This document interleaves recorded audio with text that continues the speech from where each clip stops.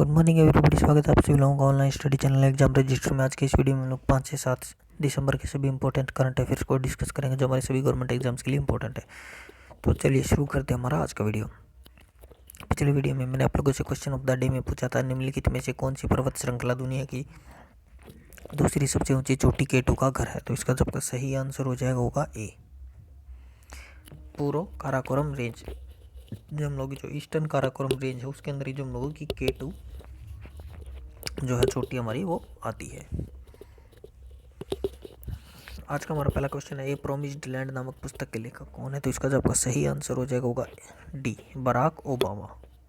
तो Barack Obama जो हमारे संयुक्त राष्ट्र अमेरिका के जो फॉर्मर प्रेसिडेंट है, पूर्व राष्ट्रपति, उन्होंने अपनी जो पुस्तक है उसका पहला जो मेमोयर है जो कि ए प्रोमिस्ड लैंड के नाम से है वो अभी जारी कर दिया गया है। ये जो बराक ओबामा के द्वारा उनके जो प्रेसिडेंट के अमेरिका के प्रेसिडेंट रहते हुए जो कि 2009 से 2017 के मध्य में थे, वो जो उन्होंने उसके ऊपर जो 2 पुस्तकें लिखी उनमें से ये उसका पहला भाग है। बराक ओबामा की बात की जाए तो अमेरिका के पहले अफ्रीकन अमेरिकन प्रेसिडेंट थे। उन्होंने यूएसए के अंदर एम्प्लॉयमेंट रेट को 10% से घटा करके 4.7% करने में भी काफ़ी महत्वपूर्ण योगदान दिया था उन्होंने, जो कि 2007 से 9 के बीच की जो मंदी आई थी उसके अंतर्गत, उसके बावजूद भी उन्होंने एम्प्लॉयमेंट को कम करने में जो कि काफ़ी बड़ा योगदान दिया था। उन्होंने इराक के अंदर वार को ख़त्म करने के लिए जो कि ऑपरेशन इराक की फ्रीडम को जो कि लॉन्च किया गया था, और उन्होंने उनके टेन्योर के दौरान ही जो कि ओसामा बिन लादेन था उनको जो कि पकड़ लिया गया था और बाद में उनकी जो है मृत्यु हो गई थी। ओबामा ने हिस्टोरिक जो अफोर्डेबल केयर एक्ट है जो कि उसको भी पास करने में जो कि काफ़ी योगदान दिया था, जिसे ओबामा केयर के नाम से जाना जाता है। उन्होंने न्यूक्लियर वेपन्स को कम करने के लिए यूएस रशिया के साथ न्यू ट्रीटी को जो कि साइन किया गया था। अगला क्वेश्चन है, भारतीय नौसेना दिवस हर साल किस तारीख को मनाया जाता है। तो इसका सबका सही आंसर हो जाएगा होगा सी, 4 दिसंबर को। तो प्रत्येक वर्ष 4 दिसंबर को जो है इंडियन नेवी का जो कि स्थापना दिवस है जो कि मनाया जाता है। इस वर्ष की जो ये थीम थी वो थी हमारी Indian navy combat ready, credible and cohesive. ये जो थीम थी हमारी, इस बार की जो थीम थी हमारी जो चाइनीज़ जो फोर्सेस हैं उनको एक जो कि स्ट्रॉन्ग मैसेज देने के लिए जो कि रखी गई थी, ताकि इंडियन ओशन रीजन के अंदर है जो कि वो उसके ऊपर जो कि नज़र रख सके और उनके काउंटर अटैक के लिए जो कि नेसेसरी ऑपरेशंस को भी जो कि कंडक्ट कर सके। प्रत्येक वर्ष जो हम लोगों का इंडियन नेवी है, जो इंडियन नेवी डे के ऊपर जो कि ऑपरेशन ट्राइडेंट है जो कि उसको लॉन्च करने के रूप में इसको मनाया जाता है। ये जो ऑपरेशन था ये हमारा जो इंडियन नेवी के द्वारा 1971 में इंडिया पाकिस्तान वॉर के अंदर जो कि कराची हार्बर के ऊपर है जो कि इस ऑपरेशन को लॉन्च किया गया था। अगला क्वेश्चन है, डायम क्रिप्टो करेंसी निम्नलिखित में से किस संगठन द्वारा शुरू की गई। तो इसका आपका सही आंसर हो जाएगा होगा बी, फेसबुक के द्वारा। तो डाइम जो क्रिप्टो करेंसी है वो फेसबुक की जो लिब्रा जो क्रिप्टो करेंसी है उसका ही रीब्रांड करके जो नया नाम दिया गया है डीम उसको, ताकि जो कि इसको नए प्रोजेक्ट के रूप में एक ऑर्गेनाइजेशनल इंडिपेंडेंस के रूप में इसको लॉन्च किया जा सके। तो याद रखिएगा लिब्रा जो फेसबुक की जो हमारी जो क्रिप्टो करेंसी उसी का ही दूसरा नाम है जो कि डीम रखा गया है। डीम का बात की जाए तो जो डीम है वो हम लोगों का लैटिन टर्म है, एक लैटिन जो कि भाषा का शब्द है जिसका मतलब होता है डे यानी कि दिन होता है। लिब्रा को जो है काफ़ी जो कि क्रिटिसिज्म का सामना करना पड़ा था, क्योंकि इसके अंदर जो कि गवर्नमेंट रन फाइनेंशियल सिस्टम्स को काफ़ी एक तरह से थ्रेटनिंग की पॉसिबिलिटीज़ जो कि काफ़ी बढ़ गई थी, इसीलिए इन्होंने जो कि लिब्रा को नए रूप से जो कि डीम के नाम से अभी लॉन्च किया गया है। अगला क्वेश्चन है, आज़ाद पट्टन जल विद्युत परियोजना का निर्माण किस नदी पर किया जा रहा है। तो इसका आपका सही आंसर हो जाएगा होगा सी, झेलम नदी के ऊपर। तो जो आज़ाद पट्टन परियोजना एक विद्युत परियोजना है जिसका निर्माण पाकिस्तान के कब्जे वाले कश्मीर के अंदर यानी कि पाक ऑक्यूपाइड कश्मीर के अंदर किया जा रहा है। यह झेलम नदी के ऊपर बनाया जा रहा है। इसमें 700 मेगावाट बिजली पैदा करने की क्षमता होगी। एक 1.35 बिलियन अमेरिकी डॉलर की परियोजना है जिसे चीन पाकिस्तान द्वारा संयुक्त रूप से चीन पाकिस्तान आर्थिक गलियारे के रूप में एक भाग के रूप में किया जा रहा है। सीपीईसी चीन सरकार का एक फ्लैगशिप प्रोजेक्ट है जो पाकिस्तान के ग्वादर पोर्ट और चीन के शिनजियांग को जोड़ता है। अगला क्वेश्चन है what is the name of PM of Bhutan. Bhutan के पीएम का नाम क्या है? तो इसका सबका सही आंसर हो जाएगा डी, लोटे तशरीर। तो हाल ही में जो हमारे प्रधानमंत्री श्री नरेंद्र मोदी जी और भूटान के जो पीएम है लोटे टीशियरिंग ने संयुक्त रूप से रुपे कार्ड फेज 2 जो कि लॉन्च किया गया, जो भूटान के नागरिकों को भारत में रुपे नेटवर्क का उपयोग करने की अनुमति देगा। जो पहला चरण था इसका जो अगस्त 2019 के अंदर लॉन्च किया गया था। अगला क्वेश्चन है बिहार अपना पहला प्रवासी पक्षी त्योहार किस शहर में मनाने जा रहा है? तो इसका जो आपका सही आंसर हो जाएगा होगा ए, भागलपुर के अंदर। तो हाल ही में बिहार ने अपने पहले प्रवासी पक्षी उत्सव की मनाने की योजना बना रहा है। यह भागलपुर जिले में आयोजित होने वाला 3 दिवसीय उत्सव। इसका आयोजन भागलपुर वन प्रभाग, बॉम्बे नेचुरल हिस्ट्री सोसाइटी और स्थानीय मंदार नेचर क्लब द्वारा संयुक्त रूप से किया जाना है। इस क्षेत्र में हर साल नवंबर और मार्च के बीच बड़ी संख्या में प्रवासी पक्षी आते हैं। त्योहार का उद्देश्य क्षेत्र में अवैध शिकार के मामलों की जाँच करना है।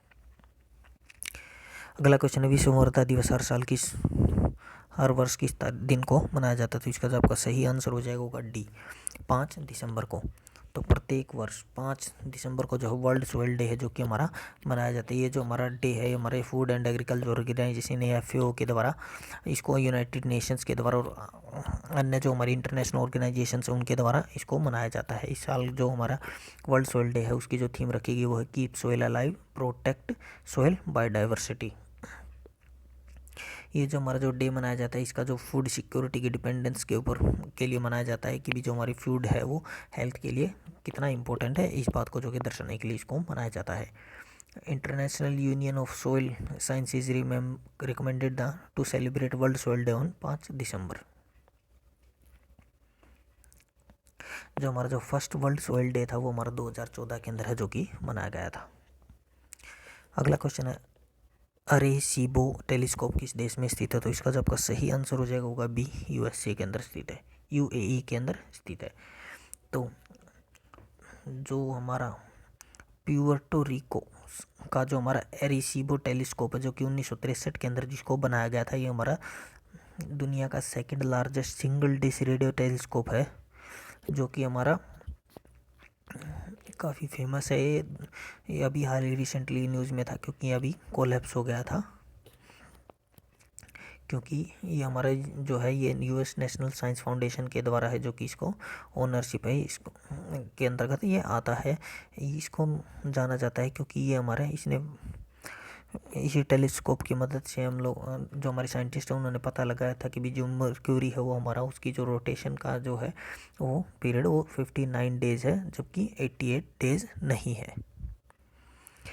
इसके अलावा बात की जाए तो इसके जो साइंटिफिक कॉन्ट्रीब्यूशंस की बात की जाए तो ये हमारा एक प्यूर्टो रिको का एक कल्चरल सिंबल के रूप में भी इसको जाना जाता है। इसमें यहाँ पर प्रत्येक वर्ष लगभग 90,000 विजिटर हैं जो कि इसको देखने के लिए आते हैं। अगला क्वेश्चन कर्नाटक महाराष्ट्र सीमा विवाद पर गठित कमीशन का नाम क्या है? तो इसका आपका सही आंसर हो जाएगा होगा सी, महाजन कमीशन।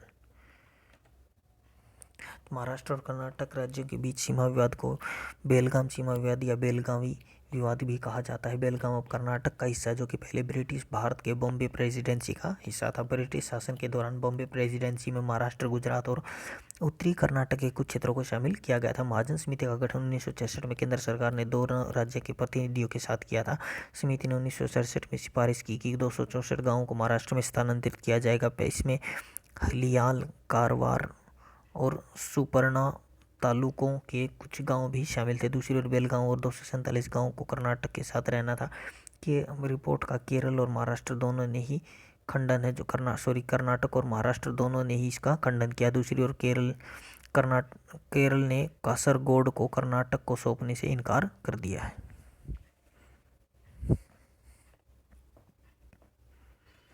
अगला क्वेश्चन है भाषण 4 द्वीप किस देश में स्थित है? तो इसका आपका सही आंसर हो जाएगा ए, बांग्लादेश के अंदर।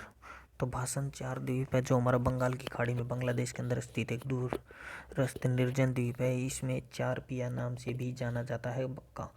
बाजार शरणार्थियों शिविर के में से लगभग हजारों रोहिंग्याओं को द्वीप में नव विकसित सुविधाओं के अंदर स्थानांतरित है, जो कि यहाँ पर बसाया जा रहा है। बांग्लादेश के अंदर इस द्वीप के अंदर बसाया जा रहा है।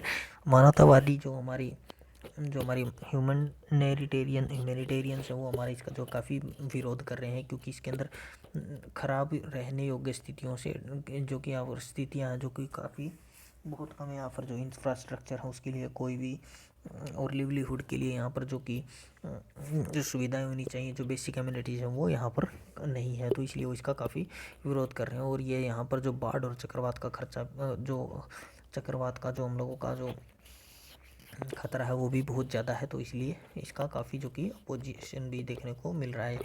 आइलैंड की बात की जाए तो भाषण चार द्वीप जो आइलैंड है वो 40 स्क्वायर किलोमीटर के एरिया के अंदर फैला हुआ है। ये 2006 के अंदर ही जो कि ये बना था, जो कि हिमालयन स्लेट से मिल करके बना है, जो कि नदी के द्वारा जो कि मिट्टी लाई जाती है उससे मिल करके ये बना है।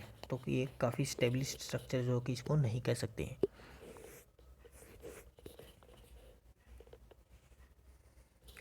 आज का हमारा क्वेश्चन ऑफ द डे है, प्रसिद्ध पुस्तक कामायनी के लेखक कौन है? तो इसका जो आपका सही आंसर होगा वो आपको कमेंट बॉक्स के अंदर हमें बताना है। तो ये था हमारा वीडियो, आज का वीडियो। आशा करता हूँ आपको पसंद आया होगा। अगर आपको वीडियो अच्छा लगा तो लाइक करें, शेयर करें, सब्सक्राइब करें और हमसे जुड़े रहने के लिए लेटेस्ट वीडियो से जुड़े नोटिफिकेशन को प्राप्त करने के लिए बेल आइकन को जरूर दबाएं। तो मिलते हैं कल सुबह के सेशन में 7 बजे। तब तक के लिए पढ़ते रहिए और सुरक्षित रहिए। धन्यवाद।